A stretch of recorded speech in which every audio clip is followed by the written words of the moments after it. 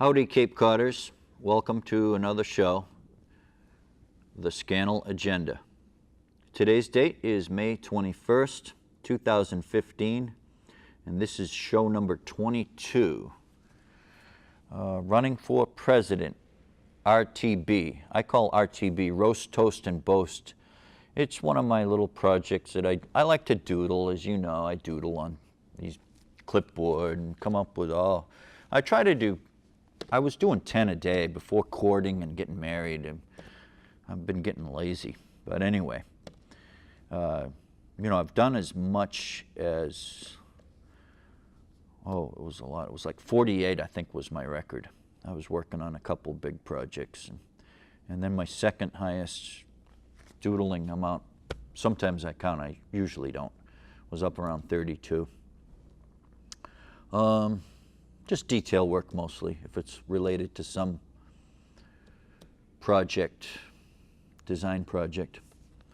So running for president, roast, toast, and boast would be something that many people who have a sense of humor could get involved in.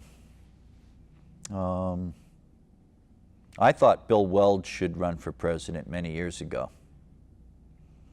And I think that Dan Wolf, if we can save him from getting slammed all the time by these party hacks who are corrupt, because I don't think he's corrupt. I think he's a solid businessman who they're afraid of because he's not corrupt, and he wouldn't bless their little deals.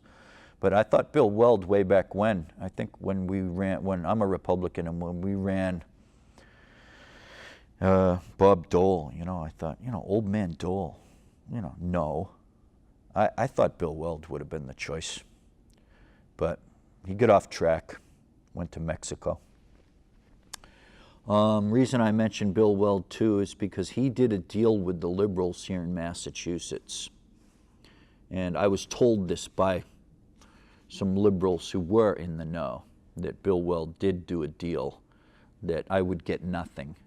And when he got elected, I got nothing. But continual,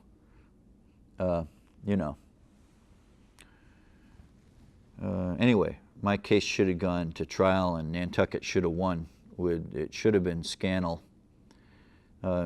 Nantucket versus Massachusetts versus Scannell and Nantucket. It should have been, because I only took 2 shovelfuls of sand. And this was definitely a test case. And it was agreed that it was a test case by the state. And then I think they took a look at me and my ability to beat them, and they obfuscated all the way. But it was Bill Weld who signed off to get elected. I wonder if Charlie Baker signed off with the Democrats to get elected. Probably. That's how it works in Massachusetts. It's a liberal state. It's a Democrat state. And if you get elected as a Republican, it's because they don't want the honest Democrat to get elected, because there's too much money riding on all the corruption. And there are too many special interests here in Massachusetts who have all their little deals locked in. That's a big gravy train. That's my opinion, just my opinion. So back then, Bill Weld came in and I remember I met him in jail too. I met Bill Weld when I was in solitary confinement. I got put in solitary confinement because I was demanding my minimus papers. They were holding me without bail instead of a 60-day sentence, and something to do with the RICO Act. Anyway, so you have to do some deals to get elected. That's politics, I guess, but it's not good. And I think Barack Obama or anyone who rises to the level of getting elected to be president has done a lot of unholy deals. Unfortunately, that's where we're at, I believe. So running for president, RTB, roast, toast, and boast. That's what RTB is. You'd belly up to the bar and say, I'm running for president. And I think I was so mad, politically mad, coming through New York on our way up from Florida. We made it through pretty good on the trip down to Florida. But then coming back, we were hit with these tolls. In New York State, I think has about 23 or 24 miles of Route 95. And everyone complains about it. but I'm going to make that my number one presidential issue. It's just an injustice. Are we sucking up to the mafia? What are we doing? You know, what's going on here? Coming from Florida to Massachusetts, you get hit with a $14 toll in New York, and then you get hit with a $1.75 toll later on. I thought that was a Connecticut toll at first, but wait a minute. This is another New York state toll. This is ridiculous and absurd. I was raving about it as we were coming through because of the dangerousness of driving through New York. You really do take your life in your hands. That Route 95 going through New York is a city street with all the city people, these mad, crazy New York City drivers are all competing with you and honking their horns. I had a truck right on my bumper. Yeah, and he was beeping his horn. See, I had too much following distance between me and the next car, which was minimal.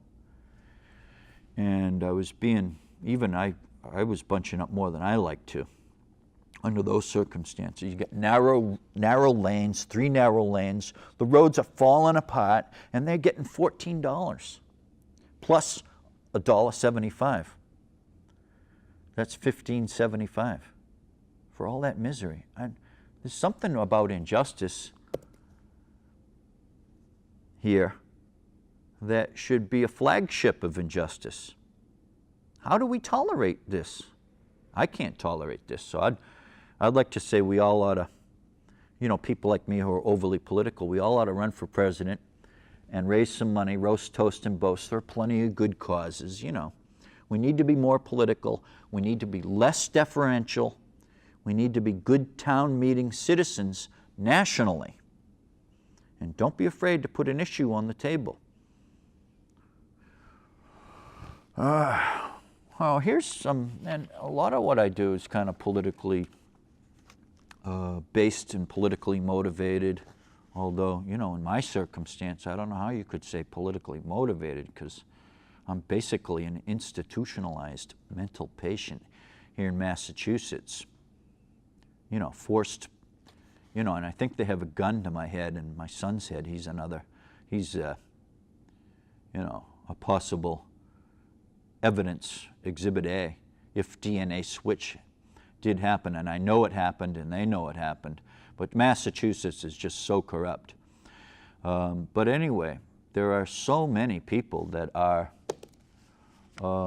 subjected to these bad political types in this country, left wing, right wing. We need to lighten up and be political at the same time. I know that's a hard thing. But here's an issue that I'm into, and it's something that I take very personally. It's the drugs. I call it the drugs because older people, when I was a kid, they'd refer to the thing as the drugs. Oh, he's into the drugs. You know, it didn't matter what it was. So I picked up on that. So I'm into the drugs as a political issue. I was into the drugs, smoking the grass, and that was a primary cause of my vehicular homicide on October 26, 1975. I was 18. Okay. So discipline ailment. Now, how can we say, and we're talking about the drugs as a political issue here, how can we say that the drugs and alcohol too is a disease? Remember when that first came out?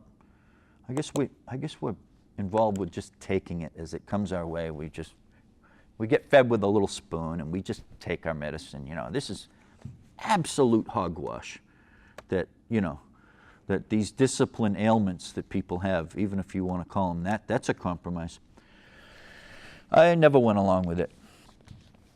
You know, call it an ailment. That way the insurance can kick in and we can take care of people. That's good. Jails can take care of people. We can have beautiful dry out centers in the jail. There's no reason why we can't do that. Oh, no, we can't do that. Yeah, well, why not? My presidential idea about the drugs would be that we charge people for the content of drugs in their blood, instead of trying to have the police run around and chase everyone down. And it would be what I call a fee fine, both a fee and a fine at the same time. And you can argue about it. Is it a fee? Is it a fine? But everyone goes to the doctor and has blood work done, so therefore it wouldn't be a great cost. And on the youth side of it, we could incentivize a lot of the kids to be certified drug-free and go through blood testing to certify they're drug-free. And if I were a boss hiring some kid, I'd want that. You know, and if we had that when I was a kid, I wouldn't have had my vehicular homicide, because it would have been public that I would have been a druggie, and I would have been too ashamed, even at a young age. You know, because I wanted to be a captain and a fisherman and a politician, and you know, watching Jacques Cousteau, I wanted to save the ocean. And where did drugs fit in? You know, I thought they, you know, I think what I was thinking as a kid was that since alcohol was really bad and marijuana was a little better than alcohol, then therefore it was good. This is common false logic. All right. That's how I got stupid, you know, with the drugs. Did a lot of damage. But nationally now, do we want the police? The police aren't interested in doing this job. As I was telling you in these other shows, I lived next to a major drug house. I mean, my door was this far away from the drug house door, and they'd be doing all their deals with their door open, and my door was paper thin. They'd just be openly and notoriously conducting a drug business next door. And I said, hey, you know, this is in your face. These cops are basically signed off now. And I thought long and hard before I was going to say this. The cops have signed off politically on the milking of the conspiracy to milk America. And there are the special cops who arrest people for drug violations, unless it's so flagrant that any cop can be allowed to arrest you if you're out there in public smoking grass or something. The United States of America has gone down the wrong path here with that business. All the police should be working as a unit, as a drug unit. And there should be, but there should be no sanctioned drug pushers living next to me or anyone else. It's absurd and it's shameful. And the fact that it's going on is very much a testimony to the swiftness mentally of the American people. We're not too swift. We're watching all this stuff happening. But the deference, it's putting us into a category of a banana republic in a third world country, to be frank with you. It really is. So the drugs, I was thinking, every 10 years, if we do this legalization of the drugs and marijuana especially, then we're going to add a third every 10 years to the welfare state list of recipients. And there comes a point in time when the dog cannot have any more wood ticks living on it, engorged with blood. These parasites on society, whether it be the rich or the poor or the druggies or anyone else, or fishermen wanting special favors, these parasitic losses, these deadweight economic losses, have to be gotten after. And I'm really keen to get after them as your roast, toast, and boast presidential candidate. That would be not a serious candidate, but I suppose if the American people wanted a pseudo-mental patient who was persecuted here in Massachusetts for my political thinking, if you want such a mental patient to run for president, then fine, support me to do that. And so I can help in a strong way get after the drugs, because we can find and place a fee on the blood content, and we can contract with the kids starting at age 12, 13, 14, 15, 16, 17, 18, we can contract with those kids to make the pledge or take the pledge and be drug-free till age 25, in which case they would get a bonus. And their bonus would be good sobriety and clean living up to age 25. And now you've really got to start on life if you're not going to get drug under by the drugs, so to speak. That's kind of catchy. But we don't know what to do about the drugs. I've got a proposal here to start moving things in the right direction. There are losses with these drugs from productivity in the education system. And nationally and internationally, our pride is being hurt because we are drug-based. So, I mean, my last time I did drugs was when I was 22, which is very shameful. Since I had my accident when I was 18, I kept it up.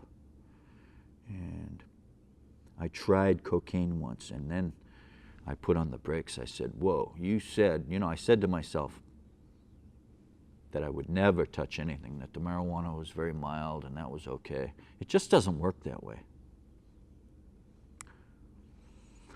So I have a firm proposal there that we tax the bloodstream, and it's quite a bit of detail, and that we ask the children and the teenagers if they'd be willing, for America,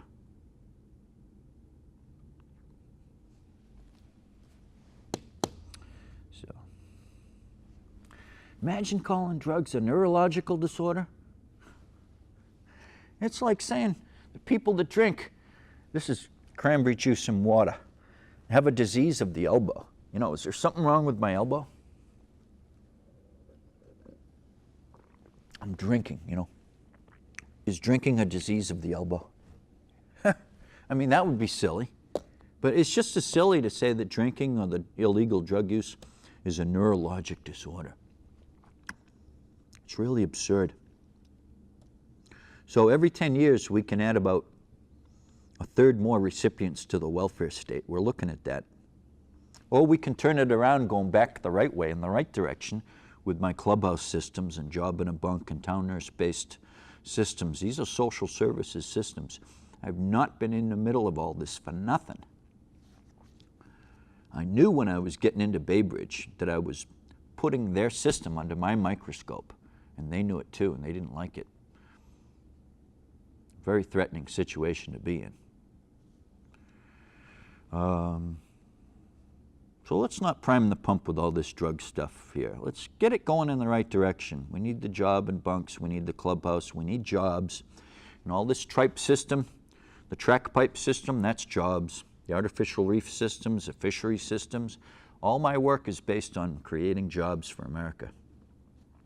And so I should be a good and interesting, if I can be varnished up a little bit, presidential candidate for the purposes of fundraising, RTB, roast, toast, and boast.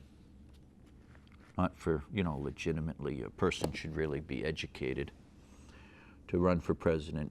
I did have one good semester. That was 5 courses with a lab, so that was 16 credits. Perfect score, A's, so that was 16 credits. So I got a GPA of 3.5. But I got a bunch of failures in there too. I'm an awful distracted person with all these ideas that I work on. Very distracted. Education to me is just a distraction. That's how a stupid person thinks. That education would be a distraction. So what would be the advantages of me running for president on a basis of raising money? Well, it might be fun, because I have a lot to say about mental health, mental illness, and all these systems. Some of my ideas are very arcane right-wing ideas. For instance, I believe in the death penalty for the rapist, for people that are caught on camera doing these heinous crimes against men or women or children and pedophiles, I think there should be a death penalty for that if they're caught on camera. Only if they're caught on camera and with solid proof, video proof.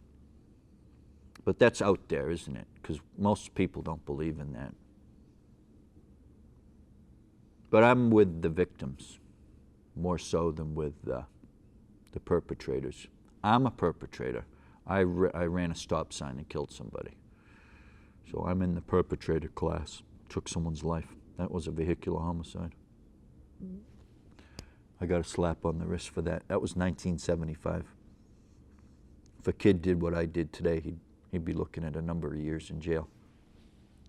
So I've always taken my little punishments with a grain of salt, being in politics. So I'll include things like my bridge on a stick in my presidential campaign. That's the middle bridge, as I call it, going over the Cape Cod Canal. I'm working on that design. I'm working on the pilgrim evacuation systems as public policy. I'm working on the tripe system, that's track pipe, as public policy. So it'd be nice to have some of this stuff legitimized. No one watches this show. But some of these issues, I think I'm right on the money, dead on the money with some of these issues, but you'd never know it with the party hacks and the way they are. They're very resentful of people that work on issues, honestly. That's why the kids don't get into politics. They're facing a brick wall of resentment by all these special interest-based politicians and the money in politics, and they really are treated politely, but deep down they're very much resented. That's why they're put off, these kids. We got to change that, or we'll lose the country. It's extremely serious issue here, this deferential issue. So, nuclear power, that's another issue. I thought that the Navy could do that rather than public enterprise. I mean, private enterprise do it. I'd prefer the Navy own these plants. There's a bunch of different reasons for that. Like the water systems I designed too, and especially for Florida, they are contingent on the tripe system. That is a system that uses the 3 green fuels of compressed air, oxygen-rich compressed air, and then hydrogen. And these are carried in pipes. The pipes are used as monorails and wide-gauge rail systems. So this is infrastructure that puts people to work, gets us off of the fossil fuels and onto the green energies. So if that's not a good agenda item, I don't know what is. I solved the energy crisis. I know I did. If you want to see that as mental patient status to say that, I can win debates. All I've done on Fish Folk is win debates on the fisheries. And I dabbled in the energy systems, and then I got good at it because I had all this time on my hands because I was basically a forced mental patient of the state of Massachusetts. Thank you, Bill Weld and Mike Dukakis and these other nuts in politics. So the New York tolls will be my #1 running for president issue. So if you see people running for president and they don't belly up and take a stand on these New York tolls being a ripoff and being so absurd, then you'll know that these are the types that you will not want running the business of America for you. Being elected is running a business, among other things. I can't tell you how politically mad I was. I didn't have road rage. I had political road rage coming through New York. As I said, the trip down to Florida wasn't bad. I didn't get hit with the tolls. But coming up, I got hit with these tolls and with all this road rage from these New York drivers. And basically 95 is a city street. Then I got into Connecticut and it was a total traffic jam for many miles. So using the market quota system for many different things, it's an incentive and penalty system for what have you. That would best describe the market quota system. I've used it mostly for fisheries, but actually it can be used for interstate commerce and travel. So you would take a situation like New York, and first of all, they shouldn't be allowed to collect money unless they're providing a viable service that's worth the money. First of all. I don't know where Congress is. Congress and, well, maybe New York has a lot of congressmen. They get to pull their weight around, you know, like Wall Street people. Yeah, we'll get the money out of these suckers that ride up and down going from Florida to Massachusetts. Just suckers, just leech on them. That's terrible injustice.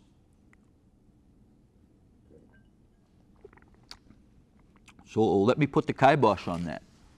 Run me for president, unofficially, you know, as a roast and toast and boast for charities. And a lot of people should do this too. A lot of people have issues. Oh, he's got issues. Yeah. I have a stack of issues, like taller than 6 feet tall, as I mentioned. It's what I do. It's what I've been, you know, it's a blessing that I was persecuted like this because I was mad about that. And when you're mad and you're an Irishman, so to speak, the only way I could see to get even was just to be good at my job as an activist. And so at this point, I think I can prove that with these systems that I work on. The TRIPE system is a world-class system. It solves the energy crisis. The market quota system, which is also known as the sea farm system, is second to none for fisheries management. And we're out of codfish. So listen to somebody. Listen to somebody that makes sense. If it's not me, I don't know who it would be, honestly, among fishermen. You know, the fishermen want what they want. They want to catch the fish and they want to be left alone. That's what fishermen have always wanted. So if you allow that, you're at fault. As a citizen, you are grievously at fault. So I did want to, is that a 5? 1? Okay, 1, gotcha. So I want to wrap this show up here with something positive. Okay, we need the activist. We don't need the activist to be slammed into a mental hospital, because that speaks to the banana republic that we are as the United States of America, that the activists can just be openly and notoriously slammed into a mental hospital like Alexander Solzhenitsyn and the Gulag Archipelago. I didn't read that, but I know about that situation. All right, thanks very much for watching the Scannell Agenda. Hopefully we're off and running at show number 22. We'll do a few more shows and get some more detail here. Okay, thanks very much, Cape Codders.